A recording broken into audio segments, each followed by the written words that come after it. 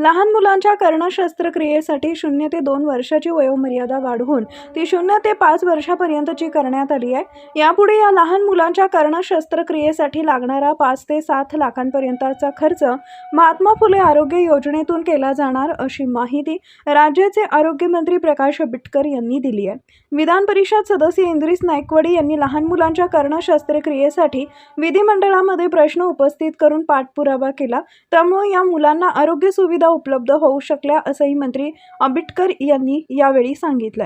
महाराष्ट्राचे दिवंगत माजी उपमुख्यमंत्री आणि राष्ट्रवादी काँग्रेस पक्षाचे नेते अजितदादा पवार यांच्या 67व्या जयंतीनिमित्त आमदार इंद्रिस नाईकवाडी यांनी आयोजित केलेल्या महाआरोग्य शिबिराचं उद्घाटन आरोग्यमंत्री प्रकाश आंबेडकर यांच्या हस्ते करण्यात आले। यावेळी मंत्री आंबेडकर हे प्रसार माध्यमांशी बोलत होते। यावेळी खासदार धैर्यशील माने, माजी मंत्री अजितराव घोरपडे, माजी मंत्री शिवाजीराव नाईक, आमदार इंद्रिस नाईकवाडी, शिवसेनेचे महापालिका क्षेत्रप्रमुख मोहन वनखंडे, ज्येष्ठ नेते सुरेश बापू औटी, भाजपचे नेते पृथ्वीराज पाटील, ज्येष्ठ नेते दादाबाबा मैशाळकर, जिल्हा परिषद सदस्य स्नेहलताई मोरे, राष्ट्रवादीच्या महिला जिल्हाध्यक्ष राधिका हरगे, राष्ट्रवादीचे मिरज शहर अध्यक्ष ईश्वर जनवाडे, महिला शहर अध्यक्ष शीतल सोनवणे, नगरसेवक अतहर नाईकवाडी, श्वेतपद्मा कांबळे यांच्यासहित विविध पक्षातील कार्यकर्ते पदाधिकारी उपस्थित होते। राज्यातील प्रसिद्ध 14 हॉस्पिटलमधील 60हून अधिक डॉक्टर या आरोग्य शिबिरामध्ये सहभागी झाले होते। आमदार इंद्रिस नाईकवाडी वैद्यकीय मदत कक्षातर्फे या शिबिराचं संयोजन करण्यात आले।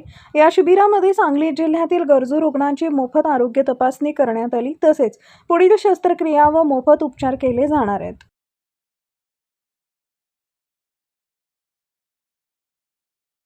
विधान परिषदेचे आमदार सन्माननीय इंद्रिसभाई नाईकवाडी यांनी आज या ठिकाणी स्वर्गीय अजितदादा पवार साहेबांच्या जयंतीच्या निमित्तानं या ठिकाणी आरोग्य शिबिराचं आयोजन केलं होतं। या आरोग्य शिबिराच्या निमित्तानं उद्घाटनाच्या कार्यक्रमाला पाहुणा म्हणून मी या ठिकाणी आलो आहे।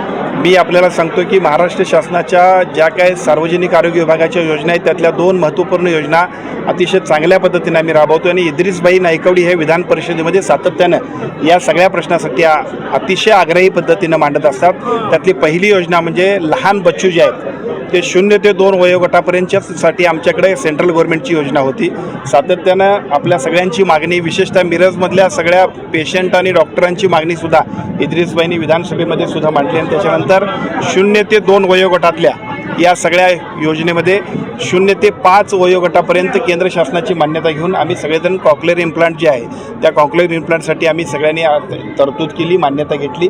त्याच्याबरोबर या सगळ्यासाठी साधारणतः 5 ते 7 लाखापर्यंतचा खर्च येतो की जो आपल्या योजनेच्या पॅकेजमध्ये बसत नाही। त्यासाठी सुद्धा जे कॉर्पस फंड आपला आहे त्या कॉर्पस फंडमध्ये याच्यासाठीची तरतूद करण्याबद्दलची सुद्धा विधिमंडळामध्ये मागणी झाली होती।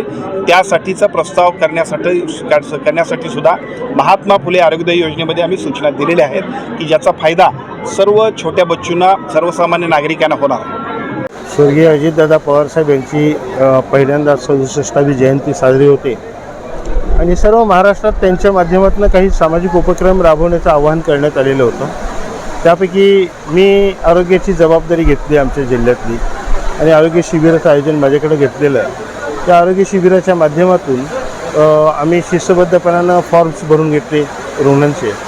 तर जवळजवळ काल संध्याकाळपर्यंत 6,500 रुग्णांनी फॉर्म भरून दिलेले होते। आता ते सोडूनही आज आरोग्य शिबिर आहे म्हणून इथं उपस्थित असणारे असे लोक बघितल्यानंतर जवळजवळ 15,000-1,000च्या वर ही संख्या रुग्णांची जाईल असं दिसतं आणि म्हणून आम्ही इथं 14 हॉस्पिटल्स यात समावेश घेतलेले आहेत। काही नामवंत हॉस्पिटल्स आहेत, कोकिळाबेनसारख्या हॉस्पिटलचे सुद्धा तज्ज्ञ डॉक्टर्स या ठिकाणी आलेले आहेत। आपण पाहिलात त्यांच्या माध्यमातून लहान मुलांच्या हृदयाच्या शस्त्रक्रिया वगैरे जे असतात ते हाताळल्या जातील। एक ना अनेक प्रकारचे रोग, त्यावरचे निदान, त्यावरचा औषधोपचार, त्यावरच्या शस्त्रक्रिया या माध्यमातून मार्गी लावण्यासाठी म्हणून प्रयत्नशील आहोत। चांगल्या पद्धतीचं नियोजन करण्याचं त्या ठिकाणी प्रयत्न आम्ही केलेला आहे। परंतु पहिल्यांदाच आमच्या मार्फत हा कार्यक्रम होत असल्यामुळे लोकांना आमचं आकर्षण असतं ते आमचे कार्यक्रम व्यवस्थित असतात म्हणून थोडंसं गर्दीचं प्रमाण आपल्याला जास्त दिसतं आहे। पण सुरुवातीच्या काळातली ही असणारी गर्दी लवकरच आटोक्यात येईल आणि सर्वांना व्यवस्थितपणाने या ठिकाणी आरोग्य सेवेचा लाभ देण्यात येईल।